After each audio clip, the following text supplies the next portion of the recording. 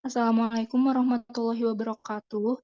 Saya Nabila Nursifah Hadiansyah dengan nomor NIM 12070700243 akan menjelaskan mengenai replikasi DNA untuk memenuhi tugas biologi sel dan molekuler. Selanjutnya, adapun semua kunci pemain dalam replikasi DNA ini, yang pertama ada enzim helikase. Enzim ini melepaskan dan memisahkan DNA beruntai ganda saat bergerak di sepanjang DNA. Ini membentuk garpu replikasi dengan memutus ikatan hidrogen antara pasangan nukleotida dalam DNA. Lalu yang kedua ada single strand binding protein, yaitu untuk menstabilkan struktur single strand DNA, mencegah terbentuknya rantai ganda kembali.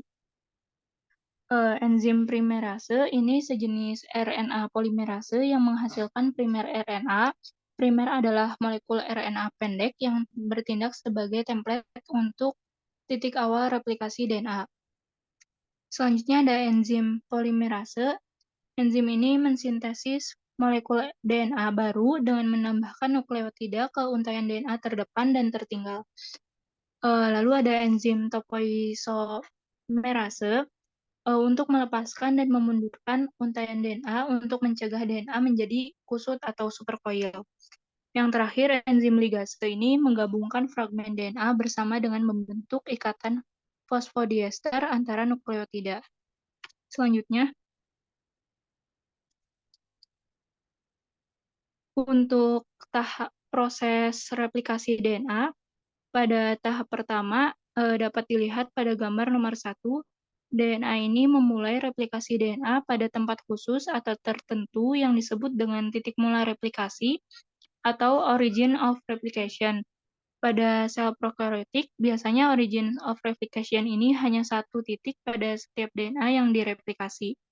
Tetapi pada kebanyakan sel eukaryotik, origin of replication ini memiliki beberapa titik yang bisa mencapai beberapa ratus titik dengan tujuan untuk mempercepat proses replikasi. Mula-mula enzim helikase membuka untai DNA menjadi dua bagian yang dimulai dari origin of replication. Pembukaan ini berlangsung terus-menerus sampai proses replikasi selesai dari arah 5 aksen menuju ke 3 aksen. Nah, pada tahap kedua, sebuah protein pengikat yang dinamakan dengan single strand binding protein mengikat bagian DNA yang terpisah untuk menstabilkan untai DNA yang sudah terpisah tersebut. Setelah terjadi pembukaan oleh enzim helikase, dalam protein pengikat melaksanakan tugasnya, maka DNA akan terbagi menjadi dua, yaitu bagian yang dinamakan dengan leading strand dan lagging strand. Kedua bagian ini memiliki cara yang berbeda dalam proses replikasi DNA yang terjadi. Pada tahap leading strand, dapat dilihat pada gambar huruf A. Ini memulai proses replikasi dari arah 3 aksen menuju 5 aksen yang dibantu oleh enzim DNA polimerase 3 untuk melakukan proses replikasi DNA, sehingga terbentuk untai DNA baru dengan 5 aksen menuju 3 aksen. Proses yang terjadi di bagian leading strand terjadi dengan sangat mulus tanpa ada hambatan sama sekali. Untuk lagging strand, memulai replikasi berlawanan dengan proses replikasi yang terjadi pada bagian leading strand, yaitu dari arah 3 aksen menuju 5 aksen. Proses ini diawali dengan tahapan nomor 4, yaitu dimulai dari enzim primase yang membentuk bagian baru yang dinamakan primer RNA. Proses ini berlangsung terus-menerus, namun pada pembentukan primer ini putus-putus di bagian tertentu. Nah, pada tahap kelima, DNA polimerase 3 memulai tugasnya untuk membentuk bagian-bagian yang terputus-putus di antara primer DNA yang terbentuk oleh enzim primase. Pada tahap ke-6, giliran enzim DNA polimerase 1 yang melakukan tugasnya untuk menggantikan primer RNA yang terbentuk dengan primer DNA yang dibuat oleh enzim DNA polimerase 1. Pada tahap terakhir, enzim DNA ligase melakukan tugasnya untuk menyambung primer-primer DNA yang belum tersambung secara penuh, sehingga terbentuk untai DNA yang baru yang tidak putus-putus. Nah, setelah proses ini berakhir, maka akan terbentuk dua DNA baru yang masing-masing DNA terdiri dari untai DNA lama dan untai DNA baru yang baru saja terbentuk. Selanjutnya,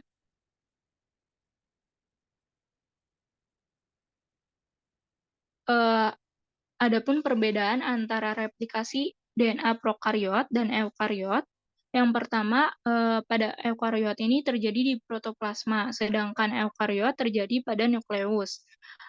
Pada prokariot, replikasi terjadi pada semua fase dalam siklus sel, sementara eukariot terjadi hanya pada fase S atau fase sintesis dalam fase interfase pada siklus sel.